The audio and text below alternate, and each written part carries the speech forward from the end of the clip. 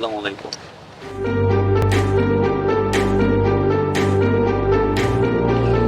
আসসালামু আলাইকুম। দেখেছিস সবাই আমাকে সালাম দিচ্ছে। সালাম দিবে না তার কারণ আমি হলাম চেয়ারম্যানের বোন, একটা সম্মান বলে কথা আছে। আর তোকে বলে কি হবে, কামলা। দাঁড়িয়ে কি দেখছিস, চল। আয় কামলা, আয় লেবার, এদিকে আয়। আমি হ্যাঁ তুই, আশেপাশে তো তোকে ছাড়া আর কাউকে দেখছি না, তার মানে তোকেই ডাকছি, এদিকে আয়।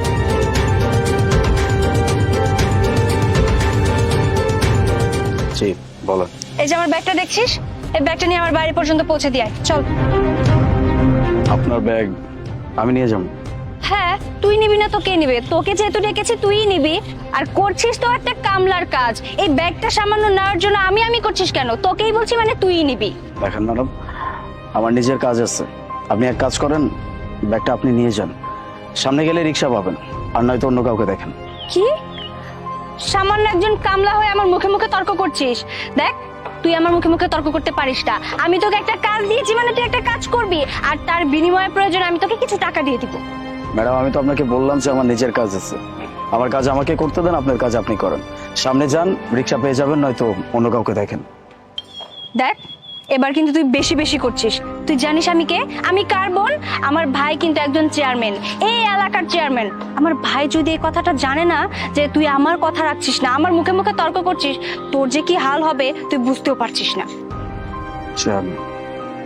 ঠিক আছে, চলেন। যাক এবার লাইনে এসেছিস, ব্যাগটা নে।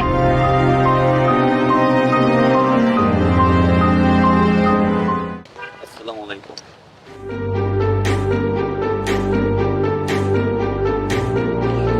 আসসালামু আলাইকুম। দেখেছিস সবাই আমাকে সালাম দিচ্ছে। সালাম দিবে না তার কারণ আমি হলাম চেয়ারম্যানের বোন, একটা সম্মান বলে কথা আছে। আর তোকে বলে কি হবে, কামলা। দাঁড়িয়ে কি দেখছিস, চল। ভাইয়া, ভাইয়া, এই যে ভাইয়া, তুমি কি বলো তো, সেই বাস স্টপ থেকে নেমে আমি এত দূর পর্যন্ত হেঁটে হেঁটে এসেছি এত বড় একটা বস্তা নিয়ে। আমি এত বড় ব্যাগ নিয়ে হাঁটতে পারি তুমি বলো? শেষমেশ একদম হাঁপিয়ে গিয়েছিলাম। আর তারপর এই কামলাটার সাথে দেখা হলো।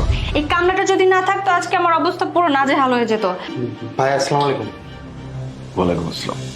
ভাইয়া কি ব্যাপার, তুমি এই কামলাটাকে কেন সালাম দিচ্ছ? আমি তো সেটাই বুঝতে পারছি না। এক কাজ করো, ওকে 500 টাকা দিয়ে তাড়াতাড়ি বিদায় করে দাও, অনেক পরিশ্রম করেছে।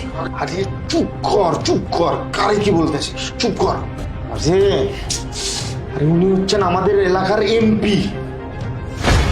কি এমপি মানে? হ্যাঁ, আমি এলাকার রানী এমপি। আপনার ভাই যা বলছে একদম ঠিক বলছে। কিন্তু আমি যে আপনাকে ওর রাস্তায় দেখছিলাম, আপনি কাজ করছিলেন, আর এমন একটা কামলার মতো পোশাক আশাক, আমি তো কিছুই বুঝতে পারছি না। চেয়ারম্যান সাহেব, আপনার বোনকে আপনি শহরে লেখাপড়ার জন্য পাঠিয়েছেন। পড়াশোনা হয়তো ঠিকই করতেছে, তবে তার মধ্যে কোনো শিক্ষার আলো আসে নাই, হয়তো এরকম কথা বলতে পারতো না। আপনি যেখানে আমাকে কাজ করতে দেখছেন সেখানে একটা বাড়ির কাজ হচ্ছিল, আর সেই বাড়িটা আমার নিজের বাড়ির কাজ আমি নিজে করতেছিলাম। হ্যাঁ, যথেষ্ট লেবার আছে, তারপরেও আমি যতটুকু পারি তাদেরকে সাহায্য করার চেষ্টা করি। দেখুন, আমি একজন এলাকার এমপি, আমার কাজ হচ্ছে জনগণের সেবা করা। আমি জনপ্রতিনিধি। মানুষের কোথায় সুবিধা হচ্ছে, কোথায় অসুবিধা হচ্ছে, সবকিছু আমার দেখা। আমি সবাইকে ভালোবেসে চলতে পছন্দ করি। আর এই যে আমার পোশাক আশাক নিয়ে কথা বলতেছেন, আমি এরকম পোশাক আশাকে অনেক কমফোর্ট, এটা আমার কমফোর্ট জোন বলতে পারেন। দ্যাটস ওয়াই আমি এরকম পোশাক আশাক পরি।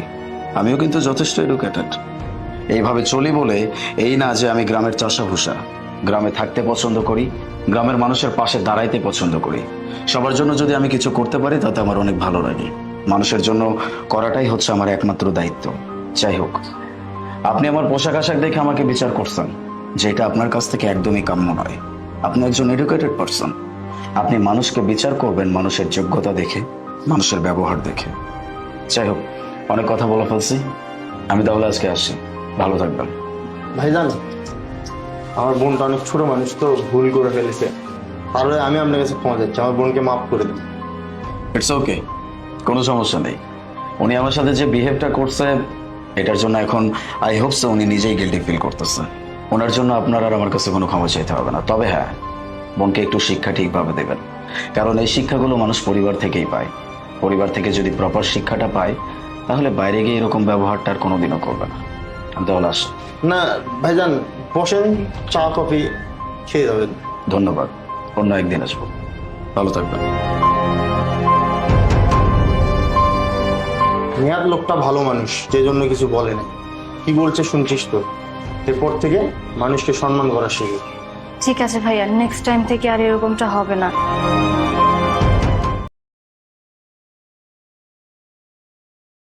আপনার বোন আজকে পালিয়ে যাবে? সারাক্ষণ তুই এভাবে ফোন টিপিস, আবার আমার দিকে তাকাচ্ছেন। ভাই, আমার কিছু খাইতে দিবেন? হ্যাঁ, আপনার বোন আজকে পালিয়ে যাবে? কি হয়েছে ভাইয়া? আচ্ছা তুই বাড়ির দিকে যা, আমি আসতেছি। আচ্ছা ঠিক আছে, তাড়াতাড়ি চলে এসো। হ্যাঁ, এই ভাই ভাই শোনেন। আরে এখন আসে না কেন? এই আমি চলে আসছি। আরে যা যা বলছিলাম সব আনছো? হ্যাঁ এই দেখো, বাসা থেকে নগদ টাকা গহনা সব নিয়ে আসছি। সব কিছু ঠিকঠাক আছে তো? দেখো তুমি।